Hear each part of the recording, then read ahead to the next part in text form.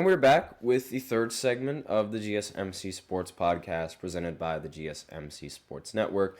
And in this third segment, we are going to be talking about Odell Beckham Jr. getting released from the Dolphins. And we're just going to go right into this segment and no wasting time.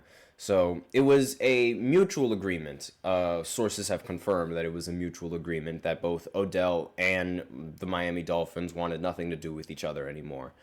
Odell Beckham Jr., he ended up missing both practices this previous week and this week.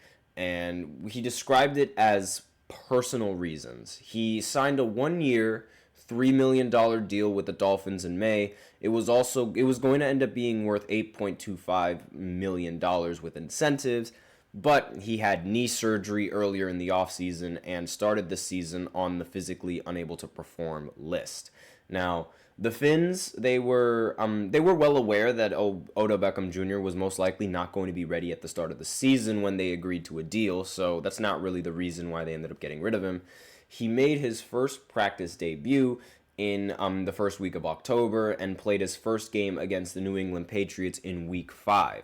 Now, in the 9 games that he's played in this season so far, Beckham finished with only 9 catches for 55 yards. Very, very lackluster considering how this is Odell Beckham Jr., and he was so good as a rookie. I would know. I'm a Giants fan. I miss him so much. I mean, one of the fastest players to record as many yards as he did, and the only players that have done it faster were, I believe, Justin Jefferson, and there was one other player that I'm just completely blanking on right now. But I do know that Justin Jefferson ended up receiving more yards in his first 3 years faster than Odell Beckham Jr., albeit with one more game, one extra game that Justin Jefferson was able to play in that season. But regardless, Odell Beckham Jr. in his rookie campaign and in the 3 years with the Giants was absolutely beautiful.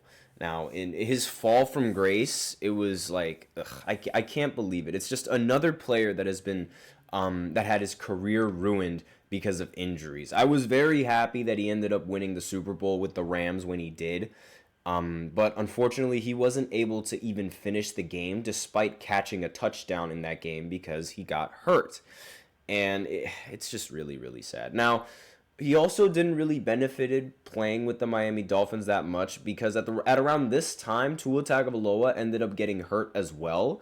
And, the quarterback play with the Dolphins without Tua is just absolutely awful. Now, Tua isn't, in my opinion, he's not a great quarterback, but clearly he is valuable for the Dolphins. They seem to win with Tua Tagovailoa. And it's not like Odell Beckham Jr. is the only wide receiver who is playing really, really bad this season. I mean, Tyreek Hill, the player that was considered to be the best player in the entirety of the NFL last season, he's been awful. Like, just a complete plummet in Tyreek Hill's stats. In fact, let's go ahead and look at his stats right now because I remember last season, Tyreek Hill, he had 1,700 receiving yards, well over that actually. And for 2 years in a row, he ended up recording 119 receptions and getting 1,700 yards or around that mark. And now in this season, Hill only has 65 receptions and only 769 yards. And on top of that, only 5 touchdowns. So, not a very good season for Tyreek Hill, and not a very good season for Jaylen Waddle either. At least in my opinion. I mean, Jaylen Waddle compared to what he was last season, he was another receiver that ended up recording 1,000+ yards and 70+ receptions. But in this season, he has almost 20 less receptions and almost 300 less yards. Granted, excuse me, that is all subject to change. Maybe he can just completely pop off in the next few games, but the receiving core has not been nearly as explosive as it was in the previous few seasons. Excuse me. That might be because, Tua Tagovailoa didn't really play well. He not really play well, but he didn't really play all that much. He missed 4 games with a concussion, And Miami has won 4 of its last 5 games, entering its Week 15 game against the Houston Texans. But they're 6-7 overall, so not really all that. They need to end up winning way more if they want any hopes of making it to the playoffs, and they have to win it consecutively, and they can't drop a game. But this is, it's just a fall from greatness with Odell Beckham Jr. And which team is going to be open to grabbing him? You guys already know which team I hope gets him.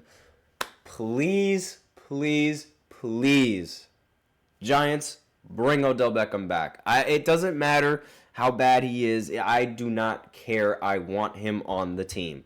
I just want him for the nostalgia. He was the reason why I became a Giants fan. The biggest reason why I became a Giants fan was because of this man right here. Yes, I did see the 2 Super Bowls that the Giants won with Eli Manning, but I wasn't really that big on football at the time. I was still rather young. My focus, I really liked basketball a little bit more. But then as the years went on, and when Odell Beckham Jr. made that ridiculous one-handed catch over the Cowboys, I was like, yep, that's my team. I like that guy. Because, he straight up changed an entire generation. Kids everywhere in the backyard during my childhood, when they saw Odell Beckham Jr. make that catch, everyone for years, they were saying, Odell me, just throw the ball up high, and they were going to try and catch the ball with one hand. Probably, actually not probably, the greatest catch, the best catch in NFL history. I do not care. That is the best catch in the history of the NFL. Let me know in the comments if you guys think that is the best catch in the history of the NFL. Maybe you guys think that there is a better catch than that. Maybe a catch that has some significant value in playoff success and determined whether or not a team ended up winning a playoff game or whether or not a team ended up winning a Super Bowl game, this, that, and the other. I think that was the best catch that I've ever seen. Just doing this, absolutely ridiculous. But that's Odell for you. I want him on the team. Now, whether or not I don't really expect him to, I don't expect him to play all that well, but the season's already over. And the Giants, they're not really competing for much. The only thing that they're really competing for is a higher pick in the draft, so that way they're able to land either Shador or Cam Ward. I swear to God, if they do not get either of those quarterbacks, I'm going to riot. But aside from the fandom, I really want him on the team. Again, they're not really fighting for much, so it wouldn't hurt to sign Odell Beckham Jr. and pair him up with Malik Neighbors. Maybe Odell Beckham Jr. not Odell, but maybe Malik Neighbors can learn a couple of things from Odell and go through the mentorship in that way. And not only that, I would love to see Odell Beckham Jr. get some snaps. And when you give him a chance, when you give Odell a chance, he can perform. He can ball. The Rams, they gave him a chance. They already proved that he can ball. Granted, maybe now it's a little bit too late for that because maybe the injuries have already caught up to him. He's had a lot of them. But regardless, I still want him on the team. I still want him there just for nostalgia purposes. And it's not like the Giants are going to be losing much. Actually, they're going to be losing a lot, but it's not like they're really fighting for much. It's not like adding him would ultimately detriment the team, or it's not like adding him is why would you add him to the roster? Why would you ever bring him back? We know why the Giants would bring him back, because he played with them before. And I quite frankly don't want him out of a job as of right now. I would really, really, really like him to play for the Giants one more time, at the very least. And other Giants fans also agree with that. A lot of I was looking over on X, formerly known as Twitter, and a lot of Giants fans, they really were open to the idea of just bringing Odell Beckham Jr. back, just reliving the nostalgia, because everyone loves him. Every single New York fan loves Odell Beckham Jr. And how could you not? He was fantastic when he played with the Giants. In fact, I keep saying that he's fantastic, but I don't bring up the stats, so I might as well go ahead and bring up his stats in his first few seasons, because I'm sure a lot of you diehard football fans already know his stats by heart. I'm not one of those people, despite the fact that I am a Giants fan. I know it's a little bit embarrassing, but besides, I was young at the time. Like, I was still in middle school. There was no way I was going to remember something that I was in middle school for. But in his rookie season, he only played 12 games. And he ended up recording 1,300 receiving yards with 91 receptions. In the year after that, he recorded 1,450 yards and 96 receptions. And then in the year after that, when he started 16 games, he ended up recording 101 receptions and 1,367 receiving yards. And in every single one of those seasons that I just mentioned, he ended up getting 10 or more touchdowns. He was that guy. He was him. Like, there was nothing that was stopping him aside from injuries. And even in, even in his return, from injury in 2018, he still ended up putting up 1,000+ receiving yards and not as many touchdowns, but still. 77 receptions and 1,000 receiving yards are stats that a lot of wide receivers would kill for in today's NFL. He had a brief stint with the Browns, and I mean, whether you want to blame it on Baker Mayfield or whatever it is, whatever was going on over there, he didn't really play that well in the second season with Cleveland, ultimately ended up forcing his way out and winning a Super Bowl with the Rams. I'm so happy that he ended up winning a Super Bowl because we all know there was no way he was going to win a Super Bowl on the Giants. No.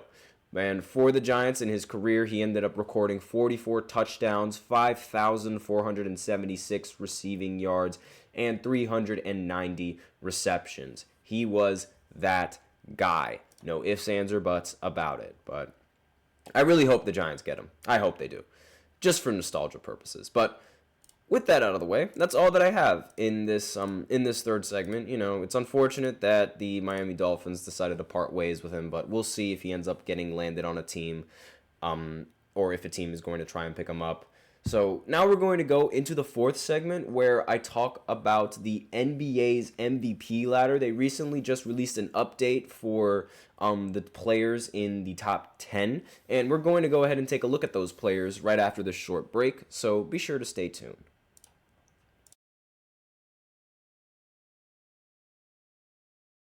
For the best and latest podcasts available anywhere, go to the podcast app on your cell phone and type in GSMC to access free content-rich podcasts on health and wellness, book reviews, sports, entertainment, relationships, social media, movies, technology, finance, and even weird news. Subscribe and download the GSMC Podcast Network's family of shows, available everywhere podcasts are found.